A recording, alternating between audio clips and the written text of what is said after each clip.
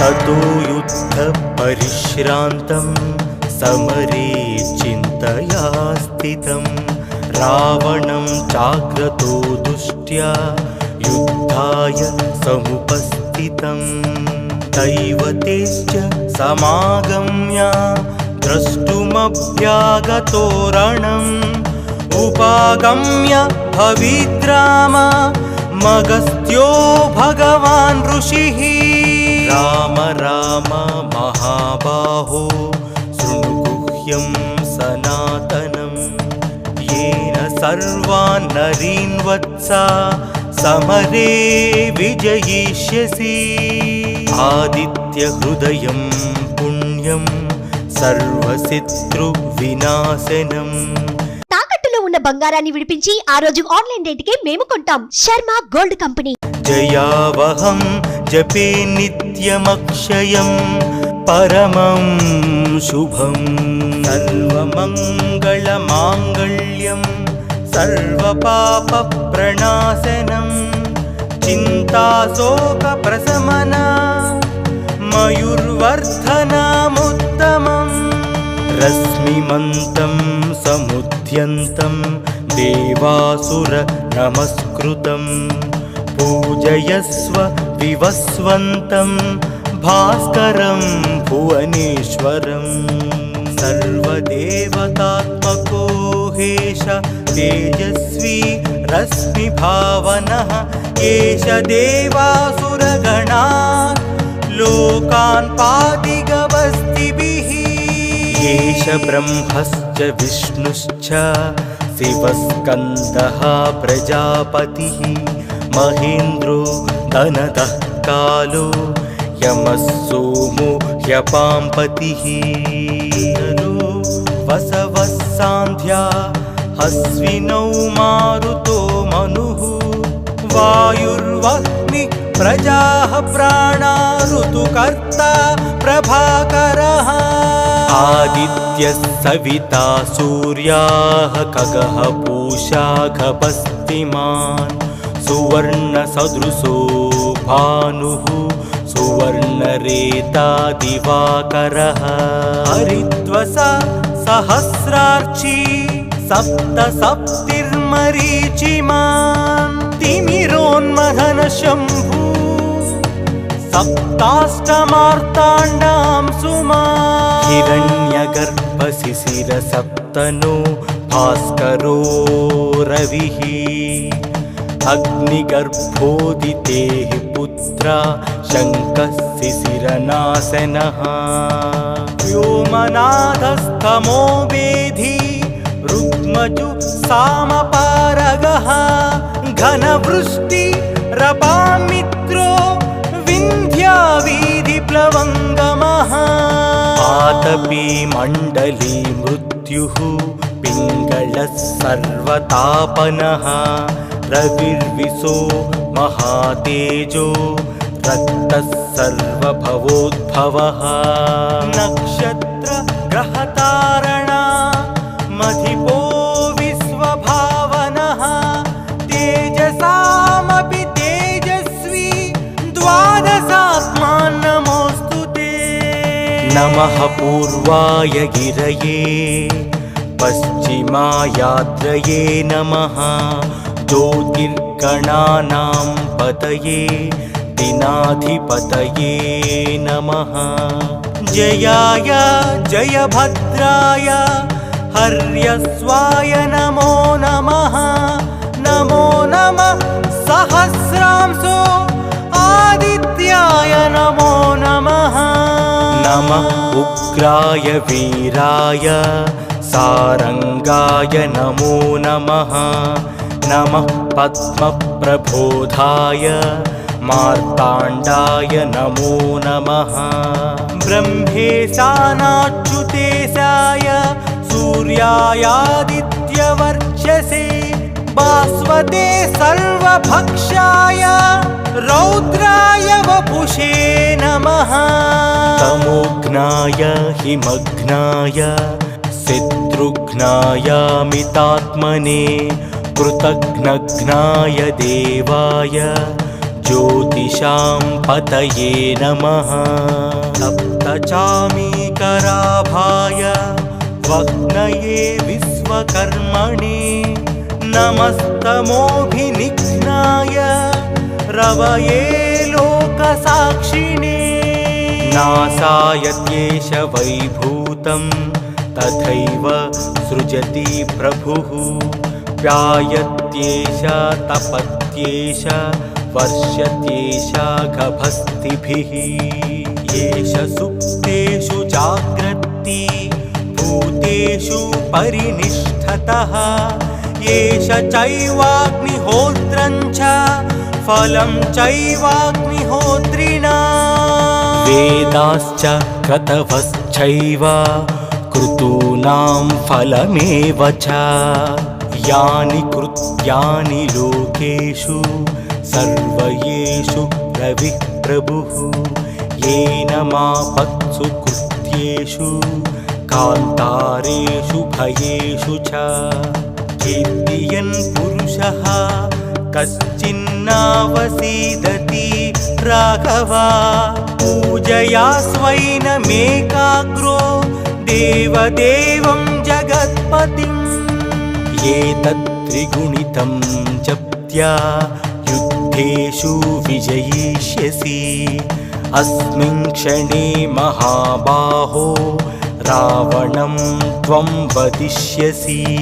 एवमुक्त्या तदागस्तो जगाम च यथागतम्। एतच्छ्रुत्वा महातेजा नष्टशोको भवत्तदा। धारयामास सुप्रीतो राघवः प्रयतात्मवान्। आदित्यं प्रेक्ष्य जप्त्या तु परं हर्षमवाप्तनवान्। त्रिराचम्य शुचित् भूत्वा धनुरादाय वीर्यवान्। रावणं प्रेक्ष्य हृष्टात्मा युद्धाय समुपागमः। सर्वयत्नेन महतावधे तस्य धृतोऽभवत्। अधरविवदनिरीक्षा रामं मुदितमानः परमं प्रहृष्यमाणः। निशिचरपति संशयं विदित्वा सुरगणमध्यगतोत्सर्वरेति।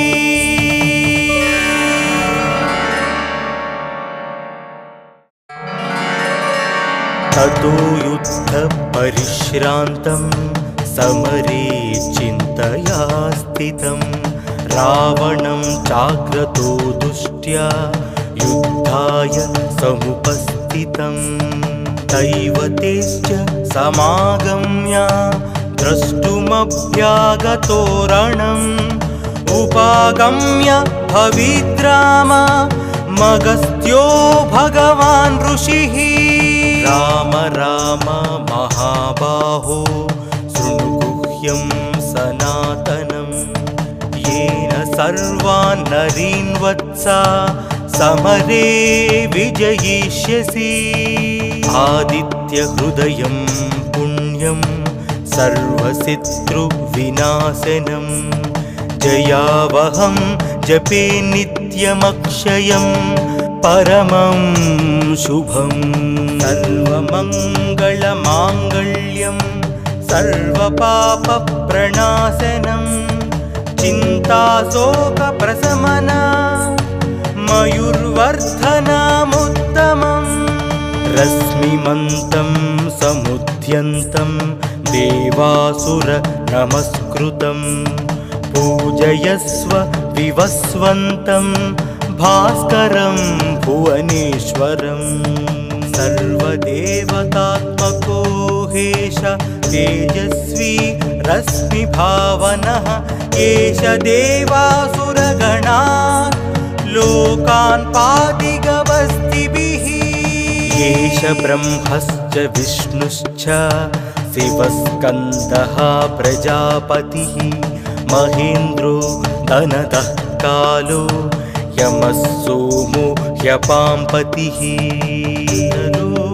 वसवः सान्ध्या हस्विनौ मारुतो मनुः वायुर्वह्नि प्रजाः प्राणा ऋतुकर्ता प्रभाकरः आदित्यः सविता सूर्याः खगः पूषा गभस्तिमान् सुवर्णसदृशो भानुः सुवर्णरेता दिवाकरः हरिद्वसा सहस्रार्ची सप्तसप्तिर्मरीचिमान् तिमिरोन्मथन शम्भु सप्ताष्टमार्ताण्डां सुमान् हिरण्यगर्भशिशिरसप्तनो भास्करो रविः